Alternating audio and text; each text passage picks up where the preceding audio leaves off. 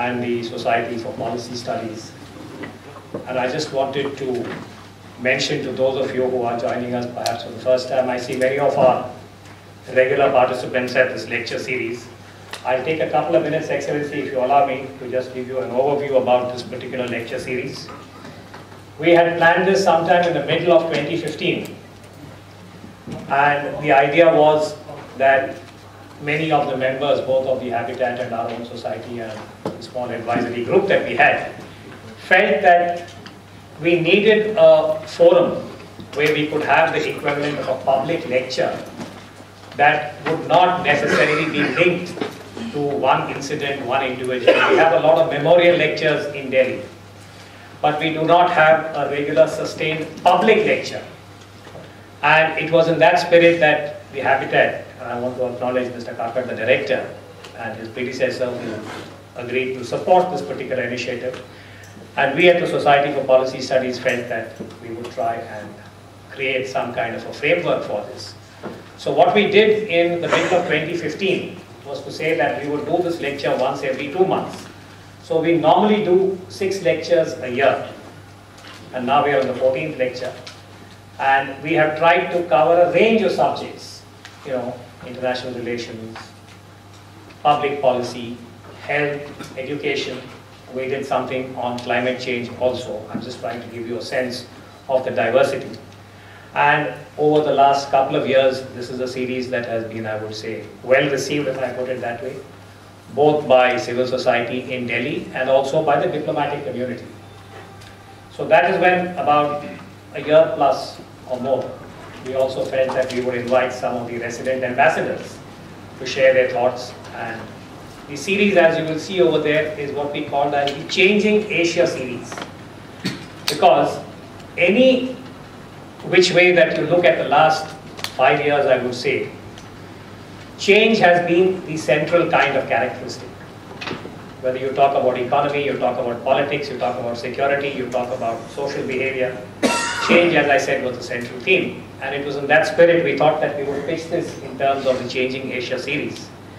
And our format has been to invite an eminent person, a specialist in a domain, and request them to speak and also take a few questions after the session is over.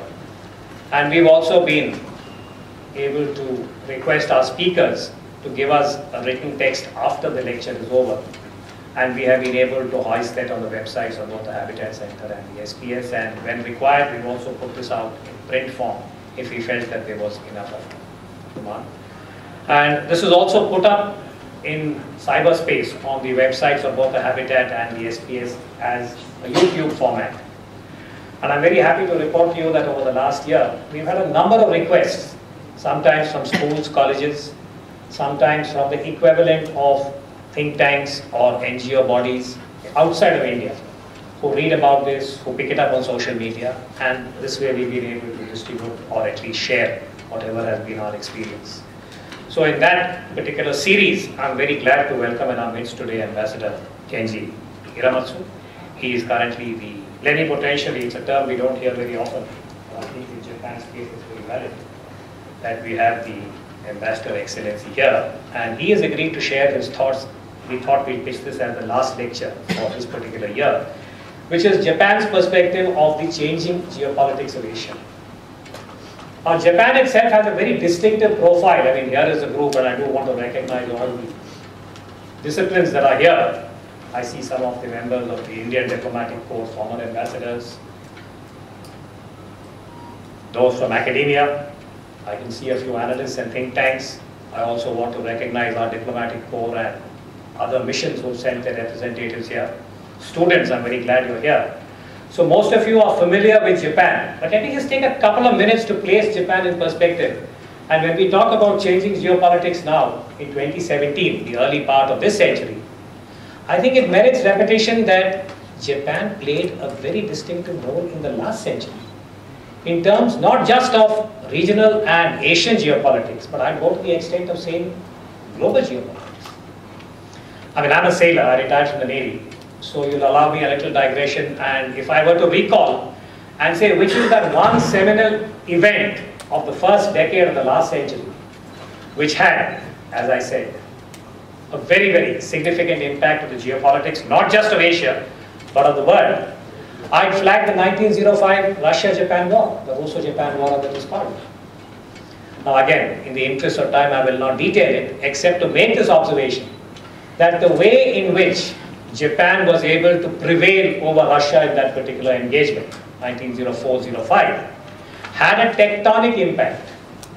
One of the most distinctive features of that particular victory was that it was the first time in recent global history, we are talking about the 18th, 19th centuries, that a non-Western power, in this case Japan, had emphatically defeated and prevailed over Russia. And there is one school of thought in Russian history which believes that the 1905 defeat led to the Russian Revolution. But as I said, I will not say that with any certitude because there are many other factors that contributed to the Russian Revolution. But definitely Japan's victory of 1905 and what followed thereafter, and we are aware of the turbulence of the last century. We had two great wars. There is little or no doubt, to my mind again, that Japan had a very, very significant impact on the geopolitics of the last century. But we also are talking about a post-World War II context, post-Hiroshima, where Japan was the victim of that particular use of the atomic weapon. We are talking of post-Cold War, post-1991, when the former Soviet Union collapsed. And those of you who can recall, as a young analyst, I remember in the early 90s, soon after the end of the Cold War, we used to talk about a Japan that can say no. In Clinton 1, it seemed as if Japan would become a very significant player, and Asia Pacific was then the buzzword. But this is part, I think, of the changing nature of international relations and the strategic framework, that from the early 90s, when we spoke about a changing Asia, a Japan that can say no, now, 20 years later, the grid has changed completely, and we are looking at a China which is on the ascendant as far as Asia is concerned. I will not again detail various other factors, except to say that Japan as we know it today, under the leadership of Prime Minister Abe, has a very, very, I would say, distinctive again affinity as far as India is concerned. And there is again many maritime resonances. I will not detail them because I would be accused of a sectarian bias towards the oceans. I'll leave it to the ambassador to talk about these issues. But against this framework, my own personal assessment is that the Asian century that we often talk about would be predicated on three Asian powers: China, Japan, and India. And the way in which they relate to each other, the empathy that they can generate at the highest political levels in terms of realizing aspirations and assuaging anxieties. And it's again this backdrop I thought that we would request Ambassador Hiramatsu perhaps to share his thoughts with us about Japan's own perspective. They have issued a very detailed white paper on Japan's policies. And I think for the students here, I would urge you to look at that, but I'm sure the ambassador will be able to highlight more significant elements there. So on that note, can I request you to come and please share your thoughts? Would you like to come here? Thank you very much. Good evening, everybody. Director in the Habitat Center, Ms. Vidyu Singh. Director of Society for Policy Studies, Commodore Uday Bhaskar. Distinguished guests, ladies and gentlemen. Thank you very much for coming today. It is a great honor for me to be a part of a distinguished Changing Asia lecture series. I'd like to express my sincere appreciation to Mr. Vidyu Singh, Director for IHC, for inviting me to share my views on Japan's perspective on changing geopolitics of Asia and the broader Indo-Pacific region. I'd also like to thank Commodore Uday Bhaskar for chairing our session today. Thank you for your introductory remarks. The world's attention is shifting to the Indo-Pacific region. This lecture series is being held at the most opportune timing to share Japan's perspective of this dynamic region, as well as the role of a bilateral relationship with India, which is ever flourishing. The geopolitics of Asia is dynamically changing. We used to discuss strategic issues with a focus on the Pacific Ocean. That focus was shifted to India and the Indian Ocean. Thus, it is becoming more fitting to refer to the broader Indo-Pacific region nowadays in order to capture the dynamics of Asia. We are now having strategic discussion on this issue, stretching from Asia to African continent. We place India right in the middle of the geopolitical dynamics. There are a number of reasons for this geopolitical shift. The first reason is that global power balance is changing, as it is becoming more dynamic and complex. The strategic situation in Asia is becoming ever globalized and interconnected, with emerging powers rising in the region. The second reason is that the world we live in is becoming increasingly uncertain and unpredictable, with issues such as North Korea, South China Sea, terrorism, and others which are surfacing in the region. The third reason is the heightened significance of maritime security in the Pacific region, where the sea lanes stretching from African continent to Japan are becoming crucial for the peace and prosperity of this part of the globe. It is now becoming the conventional wisdom that in the Pacific region is a place blessed with opportunities encompassing fast-growing countries like India and the African continent, which is full of potential. However, it is also a place where various challenges are arising. North Korea poses an unprecedented, grave and serious threat to the peace and security of the region, as well as the international community. North Korea has just launched another ballistic missile on the 29th of December, on top of having launched nearly 40 ballistic missiles since last year, as well as carried out 6 nuclear tests in violation of its various international obligations. It is totally unacceptable that North Korea has conducted such outrageous acts in complete disregard of the strong and unanimous will of the international community. This precisely shows that its threat has entered a new level. It is not a time for dialogue for the sake of the dialogue anymore. It is time for all countries to be united to exert maximum pressure on North Korea to change its policies. Japan and India have agreed on this point, as shown in the Japan-India joint statement issued on occasion Prime Minister Abe's visit last September, including the need for vigorous implementation of relevant UN Security Council resolutions. Given the depth of the strategic convergence between Japan and India, I look forward to our two countries further deepening cooperation in addressing this grave issue. I also appreciate India's support and understanding of the abduction issues of Japanese citizens. Many Japanese citizens were abducted by North Korean agents in 1970s and 80s. The abduction issues are very important since it concerns the sovereignty of Japan and the lives and safety of Japanese citizens. In 2002, North Korea had admitted to the abduction of Japanese citizens, but they have yet to provide any acceptable explanations. The Japanese government remains fully committed to making North Korea take actions to assure the safety of victims and their immediate return to Japan, as well as to disclose truth of all abduction cases and hand over all perpetrators. I'd also like to mention the critical importance of a strong Japan-US alliance, which remains the cornerstone of peace and prosperity and freedom in the Asia-Pacific region. This alliance has continuously strengthened in recent years. Japan-US alliance and close collaboration among Japan, US, South Korea are key in dealing with North Korean issues.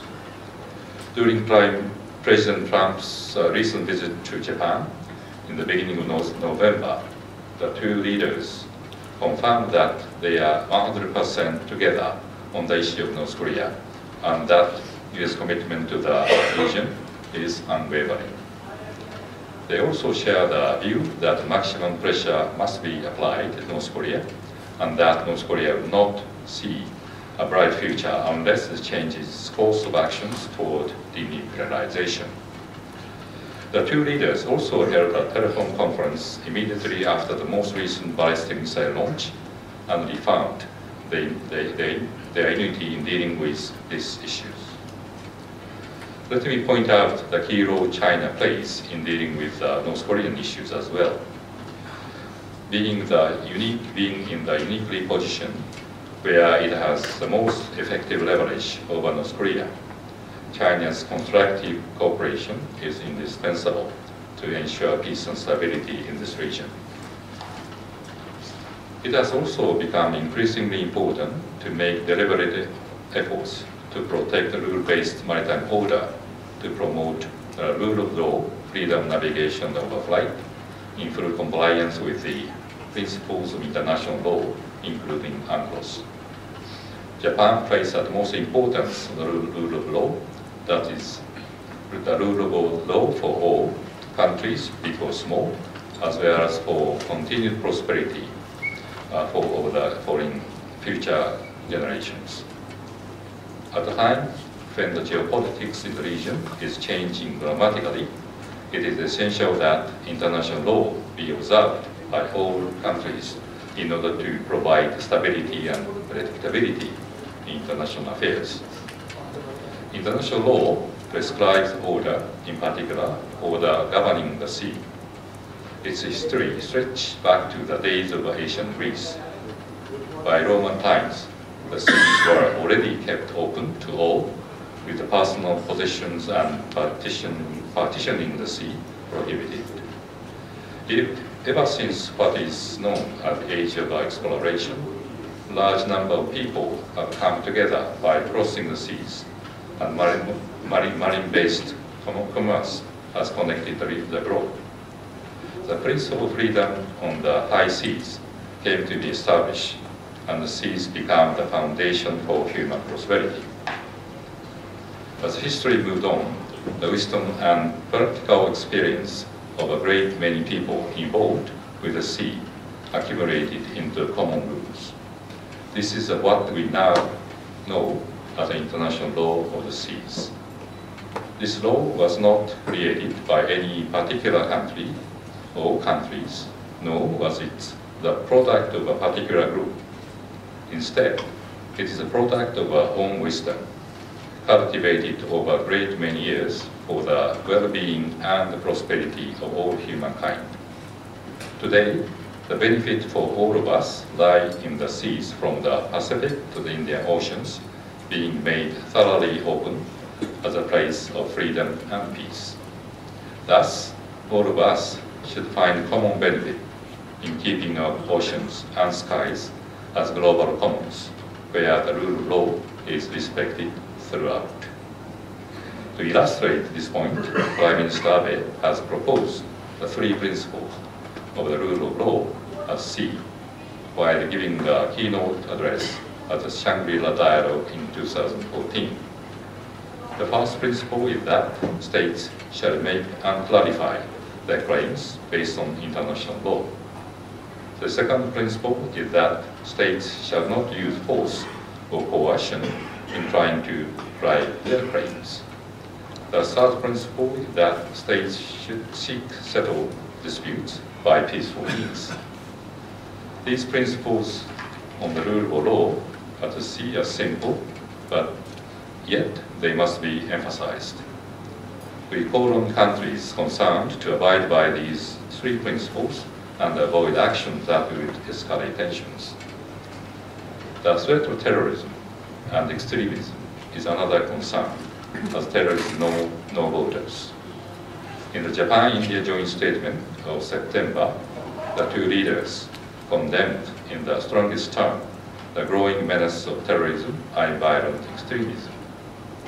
They also share the view that all forms and manifestations of terrorism must be forcefully combated through concerted global action, and agree to strengthen cooperation against terrorism threat from groups including Al-Qaeda, ISIS, Jaish-e-Mohammed, Lashkar-e-Taiba, and their affiliates. Japan firmly stands with India in the international efforts to combat terrorism.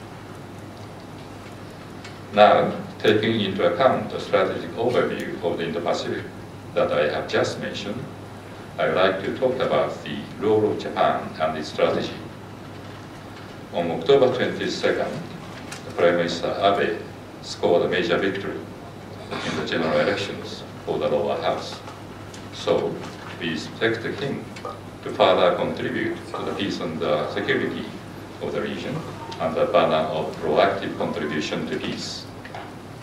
Here, allow me to expand a little more on Japan's new security policy. As I was a deputy minister responsible for this historic change of a strategy legislation.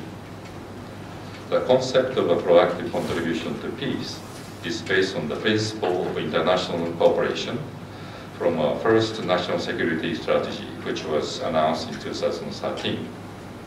This concept was born against the backdrop of the evolving security environment and is the intent of Japan as a major player in the world politics and economics to contribute more proactively in securing peace, stability, and prosperity of the international community, while achieving its own security as well as peace and stability in the Asia-Pacific region.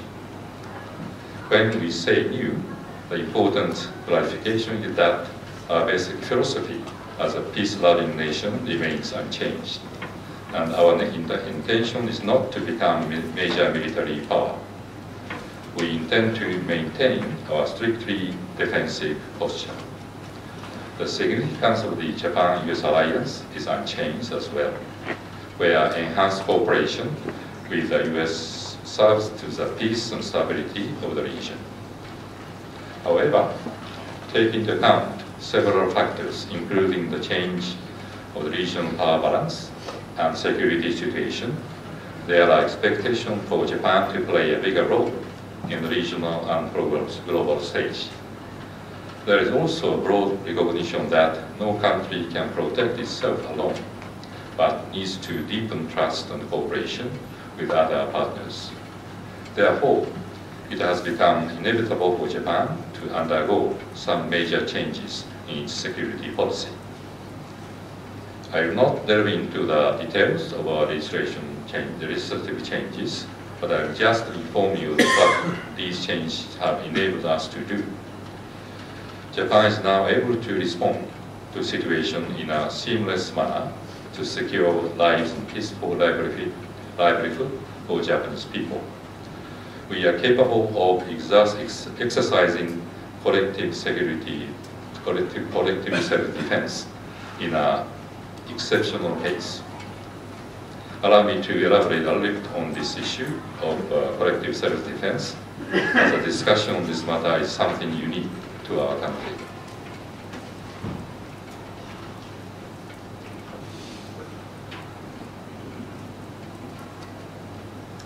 Since we have the Article 9 of the Constitution, which stipulates that we forever renounce war as a sovereign right of the nation and the threat or use of force as means of settling international disputes. The past Japanese government had considered that the Constitution permits the use of force only when an armed attack against Japan occurs. However, in light of the situation in which the security environment surrounding Japan has been fundamentally transformed and continuously evolving by shift in the global power balance, the rapid progress of technological innovation, and threats such as weapons of mass destruction, even an armed attack against a foreign country could actually threaten Japan's survival. Under such recognition, and the result of a careful examination, the government has reached the conclusion that not only when an armed attack against Japan occurs, but also when an armed attack against a foreign country that is in a close relationship with Japan occurs, and as a result that threatens Japan's survival and poses a clear danger to fundamental overturn people's right to life, liberty, and pursuit of happiness, And when there is no other appropriate means available, use of force to the minimum extent necessary should be interpreted to be permitted under the Constitution, based on the right of collective self-defense under international law. Sorry, it's a little bit complicated, but this is what we have decided. Under very special conditions, we will be able to exercise the collective self-defense. I'm sure that in India there is no discussion on that, but Japan, because of this constitutional constraint, we have been discussing this issue for many years, for decades. But 3 years ago, we have come up with the conclusion that this collective self-defense will be permitted in very, very rare occasions.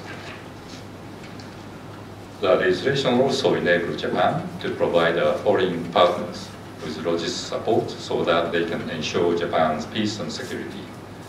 We will be more active in participating in PKO missions and other multilateral operations to maintain peace under the UN and relevant international organizations without engaging in combat operations.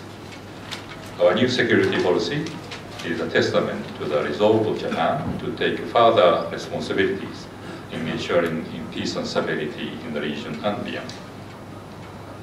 The key to carrying out such a proactive contribution in the Indo-Pacific region is a free and open Indo-Pacific strategy that Prime Minister Abe announced last year. By now, this concept has started to resonate widely with the international community. A free and open Indo-Pacific strategy regards Pacific and Indian Ocean region as one big strategic domain. It aims to improve inter- and intra-regional connectivity and to promote fundamental values such as freedom, openness, and rule of law. This strategy is also a statement of intent. Japan is ready to play a greater role in the Indo-Pacific region. I look forward to the increased engagement by countries to initiatives based on our free and open Indo-Pacific strategy. Let me briefly look back here and touch upon the visit of Prime Minister Abe to India last September. This visit was indeed unprecedented and special, as my Indian friends had predicted. It was special in a way that Prime Minister Abe received an enormous welcome, as well as the generous hospitality personally shown by Prime Minister Modi, and of course by the people of Gujarat. The substance was just as good as the optics. We demonstrated concrete progress in all areas of cooperation, which we had developed over the years.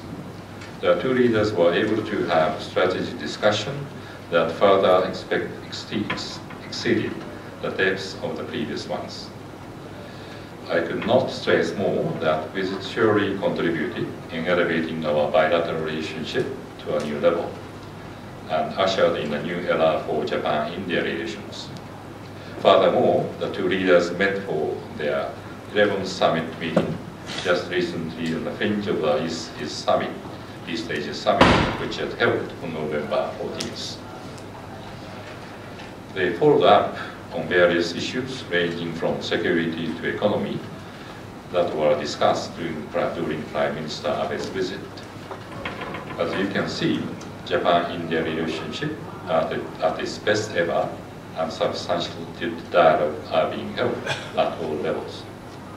India is Japan's key partner, and there are various reasons behind this. The very basic but important factor is that we share the values, such as a commitment to democracy, openness, and rule of law. As I have mentioned, Japan places great importance to upholding rule of law. India also values the rule of law, and its adherence to the rule of law in international arena is worthy of admiration. You can see this from India's compliance with the arbitral decision regarding the sea boundary dispute with Bangladesh. That was not necessarily in India's favor. I appreciate India's consistent attitude to engage in dialogue through diplomatic channels to find a mutually acceptable solution at times of disputes. This is precisely why India is an indispensable strategic partner for Japan. We can work together in upholding these fundamental principles for peace and prosperity of the world. I believe you can now see why India is a key partner to carry out Japan's free and open Indo-Pacific strategy. It is not an exaggeration to say that this strategy is largely about cooperation with India. Prime Minister Modi's active policy synergized well with Prime Minister Abe's free and open Indo-Pacific strategy, and the two leaders agreed to reinforce the alignment of the two strategies in the Japan-India joint statement in September. As the synergy is gaining momentum, Japan would like to further work with India on strengthening the connectivity among countries in the Indo-Pacific region. It is encouraging that our two countries share the principle of connectivity infrastructure during Prime Minister Abe's visit. The connectivity infrastructure project should be implemented in an open, transparent, non-exclusive manner based on international standards and responsible debt financing practice, while ensuring respect for sovereignty and territorial integrity, rule of law, and environment. This is a reference of the joint statement. I'm happy to point out that these principles are gaining international currency, and the United States, which is an important partner to both Japan and India, referred to the element of these principles in recent speeches and statements. This shows that U.S. thinking is closely aligned with that of Japan and India. Japan would like to promote cooperation on infrastructure developments to the countries in the Indian Ocean region and beyond, based on these principles of connectivity enhancement. Furthermore, connectivity not only in the sea but also on land is essential. Japan and India have launched the Act East Forum to advance development and to foster people-to-people exchanges with Northeastern region in order to enhance overland connectivity. We hope the forum will serve as a springboard for concrete projects in the region. We'd also like to give shape to the effect of defense cooperation between Japan and India.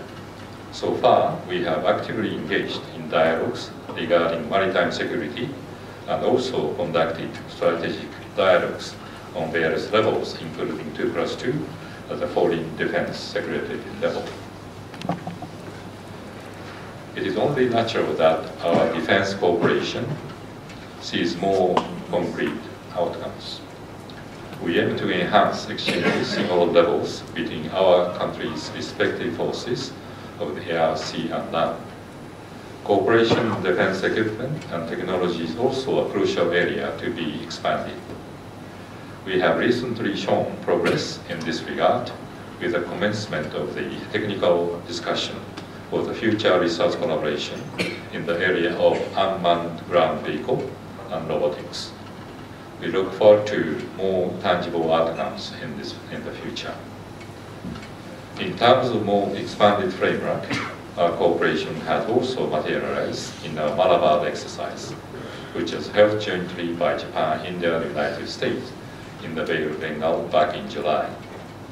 It was a huge success and was a sign of enhanced and deepened maritime security cooperation among our three countries. We look forward to further promoting cooperation in these multilateral frameworks as well. Japan is a country known for its technology and has been cooperating on various construction projects, including the metro in Delhi. We are extremely happy to be able to cooperate on the installation of a high-speed rail project system, which requires state-of-the-art technology from Japan. Furthermore, we'd like to materialize our civil nuclear cooperation by setting up a working group. Now, I'd like to elaborate on the issue of regional architecture in the Pacific region, since the role it plays in providing a platform for countries to discuss how to promote peace and stability is invariable. There are various regional fora that promote peace and prosperity for the Asia-Pacific and in the Indian Ocean region. And Japan has proactively contributed to the forming and strengthening of such institutions. Our idea is that we do not need a single entity to address various regional challenges, and rather we should make the institutions reinforce each other and maximize the synergy, and thereby comply the flexible regional architecture. Among these regional organizations, Japan places particular importance on the East Asia Summit, EAS, as a premier leader-led forum to discuss broad strategic security and economic issues. As already mentioned, the most recent EAS was successfully held in the Philippines on November 14th, where leaders had a fruitful discussion on how to address contemporary threats, including the issue of North Korea. Prime Minister Abe emphasized that Japan will promote rule-based maritime order through the implementation of the free and open Indo-Pacific strategy. Prime Minister Modi also emphasized the importance of the rule-based maritime order, which shows that both countries' strategic thinking is closely aligned.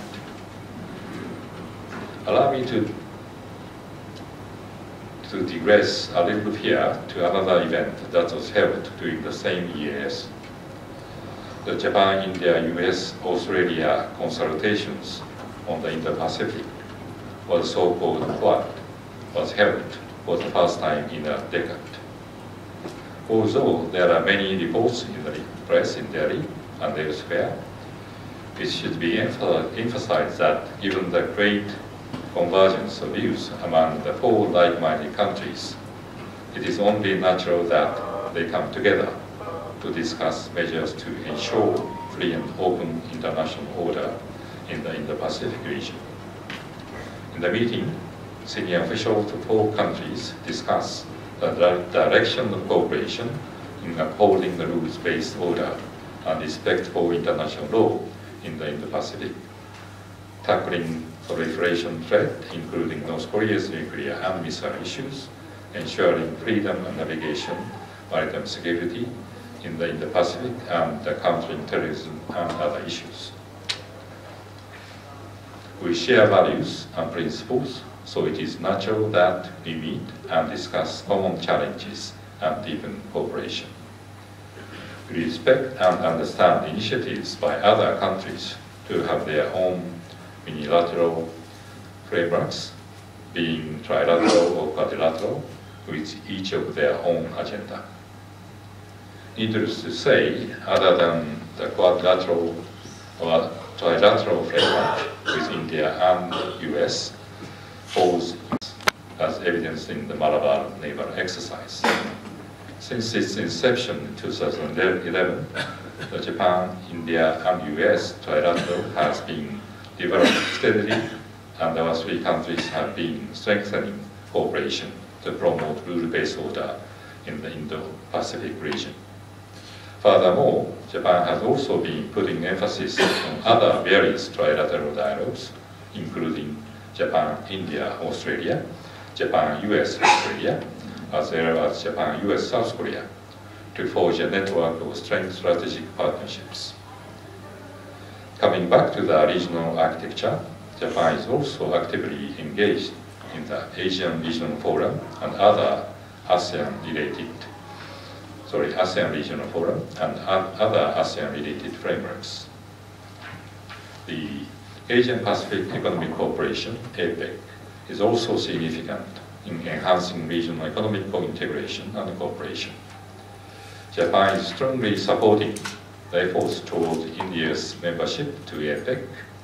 We look forward to India's active engagement in these architectures in the Asia Pacific. Moreover, moving our focus to the Indian Ocean now, we believe that the Indian Ocean Rim Association, IORA, is valuable and has potential. We will actively participate in the discussion at IORA and hope to step up our engagement.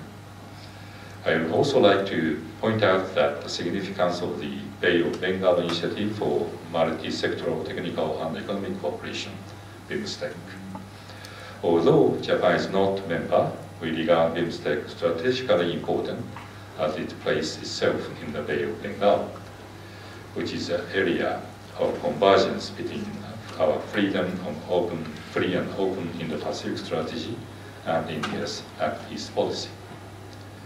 We welcome India's recent efforts to further strengthen regional cooperation in this forum and would like to find ways to support BIMSTEC.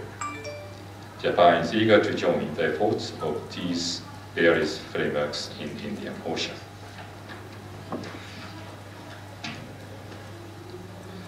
With India's increased engagement in the architecture of the Asian Pacific region, combined with Japan's increased engagement in the Indian Ocean, Japan-India cooperation in the Indo-Pacific region as a whole will be greatly enhanced.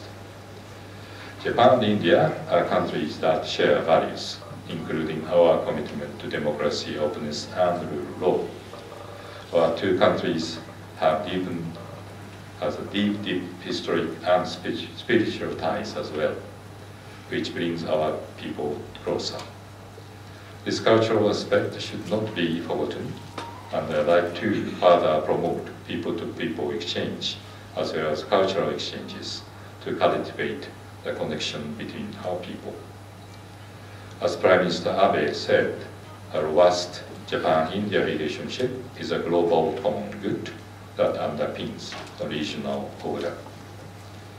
With our flourishing bilateral relationship, we aim to provide certainty to an increasingly uncertain and volatile world. I am confident that our enhanced bilateral cooperation relationship will guide the way to the future, which there is peace and prosperity throughout the Indo-Pacific region. Thank you very much for your kind attention. Thank you. I'm just saying that we'd like to recognize the foreign missions who are represented here. So if any of you want to be recognized, please let me know. And I did notice that we are also joined by foreign academics. We have 3 or 4 visiting professors from different parts of the world. So I'd be happy to recognize them also in case they want to. Otherwise, the ambassador has about 10-15 minutes. He has to leave at about a little after 8 p.m. So we try as much as possible. So please keep your questions short or your comments, and I'll be very happy to. Ambassador Sajjan, you go first. Okay, so going, gone, there are no foreign mission that wants to make a statement. Welcome. Yeah. Okay. There's no mic. Yeah, please. Thank you very much, Ambassador, for an excellent presentation, a very comprehensive one. I don't think you have really left out anything to imagination or unsaid. I have 3 very quick questions. One is on the Korean issue, North Korea, and you said that there should be a unified position amongst all countries. Do you think that is possible? My question is, do you think that there is a unified position possible? Very quickly, because you said Japan and the United States want more pressure to be put, and dialogue is not, any further dialogue will not yield any results. China, Russia want dialogue. They don't want further pressure to be put, no sanctions, because this might just destabilize the North Korea. And even the South Korean government that has come in, President Moon, he also has come in with the promise to have more of dialogue. So my question to you is this possible? The second question is on possibly on the BRI. Japan did send a representative to the Belt Road Forum in May to Beijing, but you've expressed anxieties, you've expressed opposition to some of the elements you mentioned about openness, transparency, etc. But still, Japanese companies are going and looking for contracts. You have also set up an office in China to look at BRI contracts. Do you think these two are consistent? Maybe I'll stop. Thank you, Ashok. So I'll just wait for the mic to come. I'll recognize you, sir. Introduce yourself to the rest of the group also. Thank you, Bhaskar, for your comments today and for introducing Japan's position on a lot of issues that already exist. Well, the ambassador over there already took Introduce yourself. Tulip Mukherjee with the ORF, Observer Research Foundation. So I want to talk about the fact that with the Korean Peninsula in specific, since the sanctions regime has not worked, six-party talks has not worked, and even China and Russia have failed to convince North Korea to stop its nuclear missile program. Will Japan at any point in time consider preemptive strikes against the Koreans, given that there has been the news recently that the Japanese government is planning to buy cruise missiles in its next defense budget? Thank you.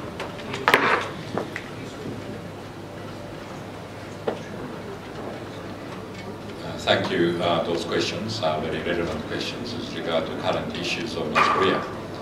Of course, we are very closely located. We are very much concerned about the recent situation surrounding the Korean Peninsula. And as I said, we have been working very closely with the United States and also South Korea, and together with countries like China and Russia. Main coordination task has been held in the framework of United Nations Special Security Council. We are very pleased to have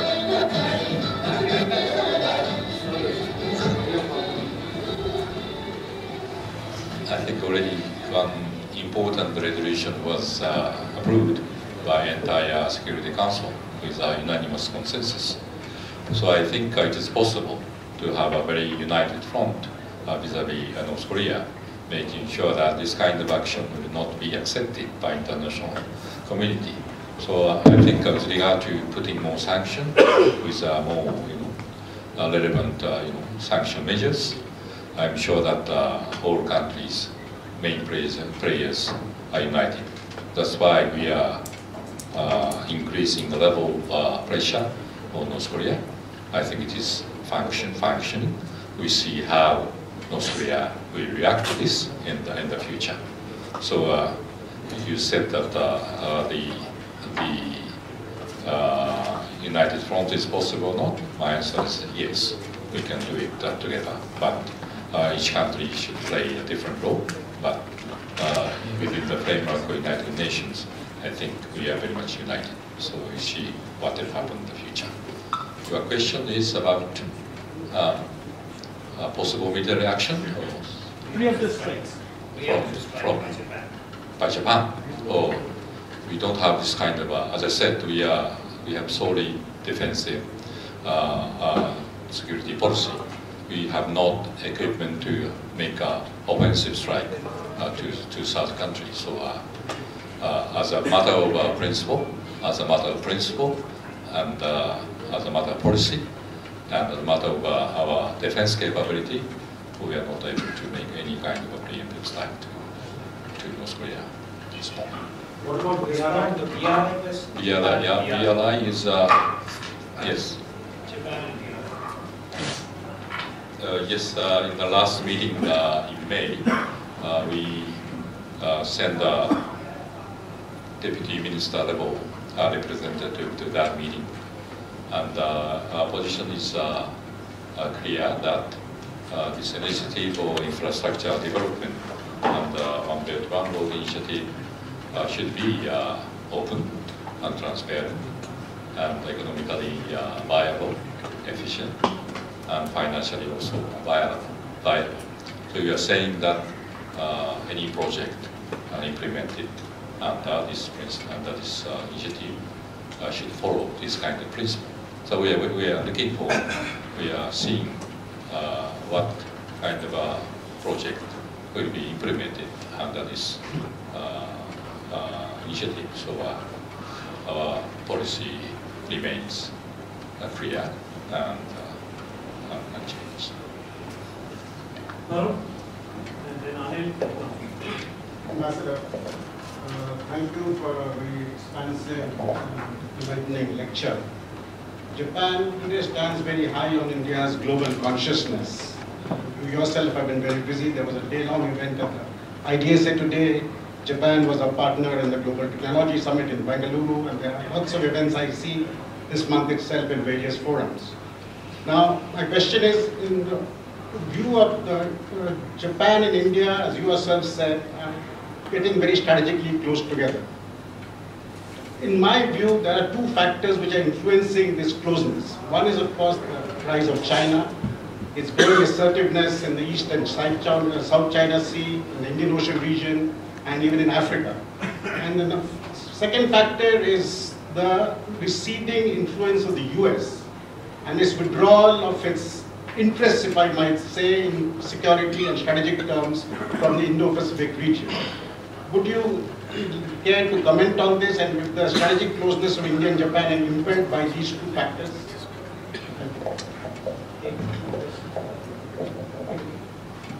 I will take the last set of questions if I may. Anil and then Bhaskar. Thank you, sir. Short questions, please. Anil, take the mic in. My name is Anil Bhatt. Thank you very much for an excellent presentation. In view of the very strong maritime relationship that India and Japan have enjoyed, despite even when in '98 when India had the tests and there was a nuclear test and there was some drop in some tension, that maritime cooperation continued relentlessly. Now, in view of Exercise Malabar, it's every year its level increases. More ships, more. Anil, get to the question. How do you see it? And China is certainly not very happy about it. Any comment from you on that? Suresh. Thank you very much, Ambassador. First of all, let me add my own word of thanks to you for a very, very comprehensive presentation on the geopolitics of the region. May I ask you to also add another element, geoeconomics of the region. Now, I've noticed that actually the economic relations between the countries in the region is growing very, very rapidly with China. How does that geoeconomics impact on the geopolitics, particularly in the case of Japan? Number one. Second thing, in terms of the security architecture, there have been a lot of initiatives like Quad that happened recently. I don't see any reaction from the ASEAN, which is supposed to be the center of the security architecture in the region. I would like to have your comments. Thank you.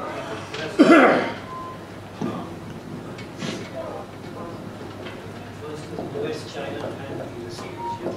Just responding from your question first, and I think ASEAN countries are keen to establish institution based on ASEAN-led institutions. So they are very happy to have, for example, ARF and other institutions.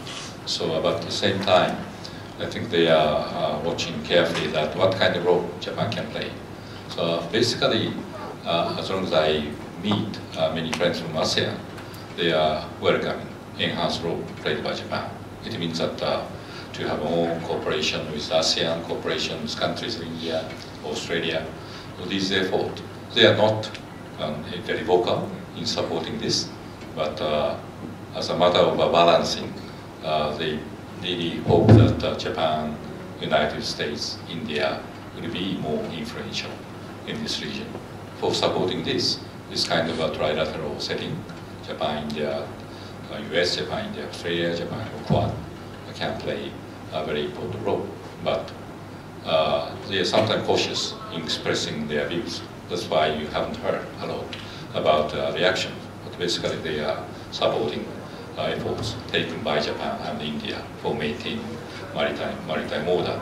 Maybe, I don't know, in the future, maybe these countries can be invited in some of the 5, 6 countries kind of cooperation, but it will happen sometime in the future. So of course, influence of China in the economic terms has a lot of relevance in terms of our strategic thinking. We welcome China's rise in the economic terms. So I hope at the same time Japan will be a responsible partner abiding by international rules. So for that, any mechanism to involve China and other countries are very important. So we attach importance, as I said, EAS is a very good forum to have a more understanding among each other to make sure that the rule of law will prevail. So with this multilateral forum or regional forum, we will be able to engage more China in terms of strategic security and also economic terms. So of course this rise of China in economic terms, of course some relevance to our strategic thinking. So first question about the role of China and some less influence of the US have some impact to Japan-India relationship. I was looking relationship in that way. As I said, Japan-India is becoming more important partners globally and regionally. So we are destined to play more role in this region. So with this mission in mind, it is very natural that Japan and India collaborate more closely. And moreover that, Japan and India share very fundamental values, as I mentioned in my speech. That is, I'd like to emphasize more and more. Two countries really share the values and principles. So this is very natural for me to have a more strategic cooperation between two countries. And about Malabar, yes, I'm very happy to see the very rapid increase of confidence and level of interoperability among three navies. It is very important to ensure the maritime security and order, not only in the ocean but Pacific Ocean. So this is something to guarantee or to be a guarantor of the maritime order. This exercise plays for that purpose. Again, I don't know other countries like China see this exercise, but main point is to have a rule-based maritime order in this part of the world. This is all about Malabar exercise. So I think some people see this Malabar exercise in this way, but we have a more lofty cause to have this kind of exercise. I think I answered. I hope. Sir, I have to ask you a delicate question now, which is that I have 7 people on my list who want to ask a question. I have a message from your handlers and your minders who have said the ambassador has to be in the car at 10:08.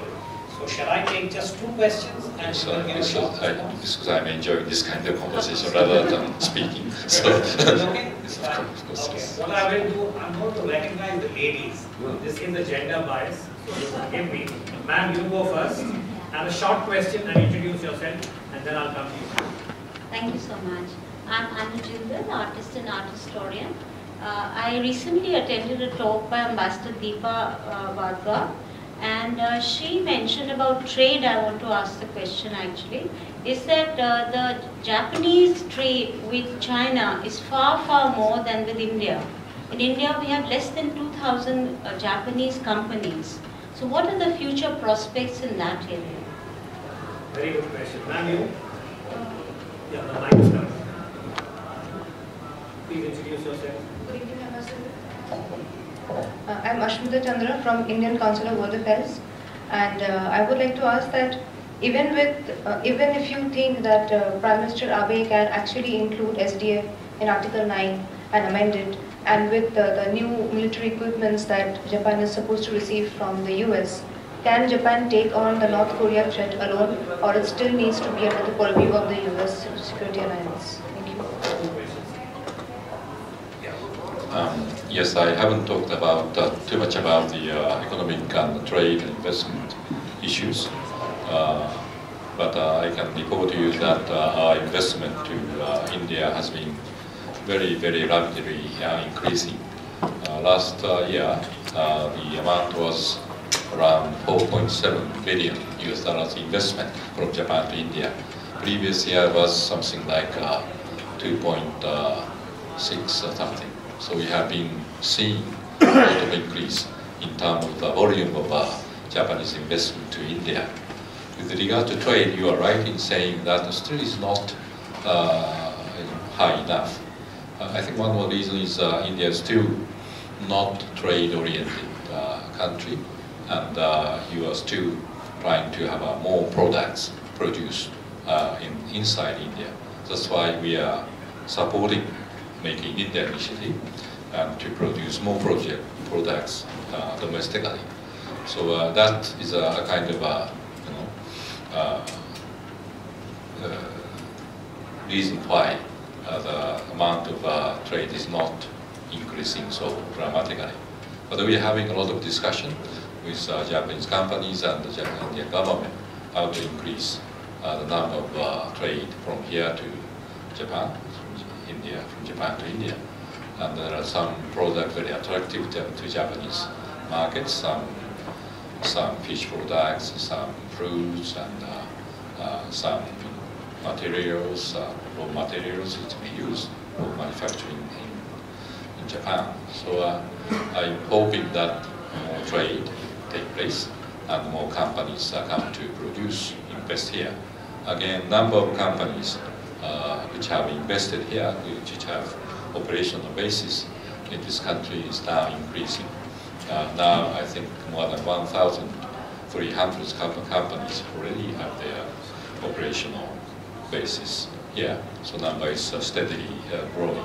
So I'm confident that not only big companies, the names you already know, but some small and medium-sized companies will come to India to support manufacturing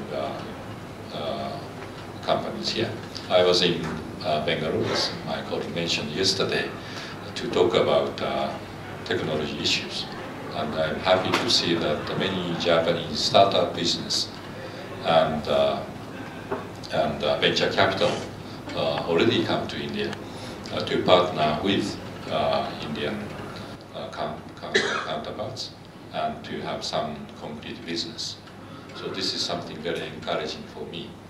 Not only big companies, but small, medium-sized companies, and even very small startups have an interest in doing business here in India, and vice versa. I hope many Indian people, very talented, for example, IT technicians, will go to Japan to have a more collaboration between Japan and Indian companies. We need more experts or IT technicians in Japan. We lack them. So that is my area I like to emphasize. Your question about change of a constitution is Prime Minister is. Do you have the capacity to do it alone? I don't think so. We think, as I said at the beginning, the main philosophy of changing our security policy is no country can be protected alone. And so we need partnership, we need some alliance, we need trust partners from other countries. So I don't think even in the future, Japan will be able to defend ourselves alone.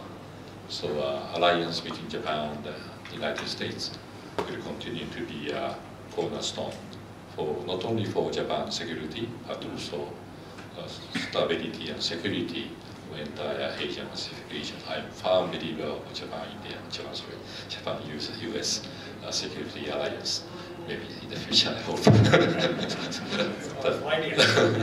So thank you very much for that very interesting question. Okay, I'm very sorry about a couple of people whom I cannot acknowledge and recognize this evening. Before I thank the ambassador and thank all of you, I think there are two things as he was speaking, I felt that maybe we can ponder over. By the way, those of you who want to ask a question, please write it out and email it to us. There's Lakshmi there and Sushil from the SPS or Sachin, and we'll make sure the ambassador is able to respond by email to you. But two quick points. Normally we have 10-15 minutes of the chair doing a summing up. you're being spared that today because the ambassador has to leave. But I was just thinking that when he was talking about the business, ma'am, your question is very appropriate. You know, why is it that Japan and China, for all this so-called tension and the strategic dissonance, have this very robust economic trade investment relationship? And as recently as last week, you know, I saw a news item which said that there is one constituency in Japan that is encouraging Prime Minister Abe to revisit the policy towards the BRI. And they are trying to give various options, and I think that's one indicator. But sir, I'd like to suggest to you, we in India are constantly patting ourselves in the back, and sometimes we get a crick in the neck, saying that ease of doing business has improved considerably. This is the view from Delhi. I think it will be very useful for us if you were to encourage, you know, you should not be stepping on any toes as ambassador of Japan in India, but perhaps corporate Japan should share their thoughts as to how easy is it really to do business in India. Because we are talking about the long term, and an objective view from your corporate sector, I think, would help us to correct some of the self-images that we have here. That's just one thought. But two other last closing remarks, if I may. We opened this evening when I reminded you saying that soon after the end of the Cold War, we spoke about a Japan that can say no. This was the whole Ishihara debate and whatever happened at that time as far as regional geopolitics. When I heard the ambassador, and I think the subtext of his lecture, sir, I hope you will share the text with us, because there are many people who would like to read it and perhaps keep it on record. Sachin or Lakshmi can get a copy and we'll circulate it to those of you who want it. But I'm an analyst, and I said if I was doing a story on the ambassador's speech today, to me the subtext is that perhaps we are looking now at a Japan that can say yes, in terms of assuming a certain amount of responsibility, a word that you use more than once, as far as joint effort, collective endeavor in the security and strategic domain is concerned.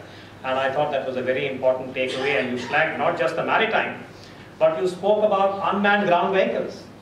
You spoke about robotics.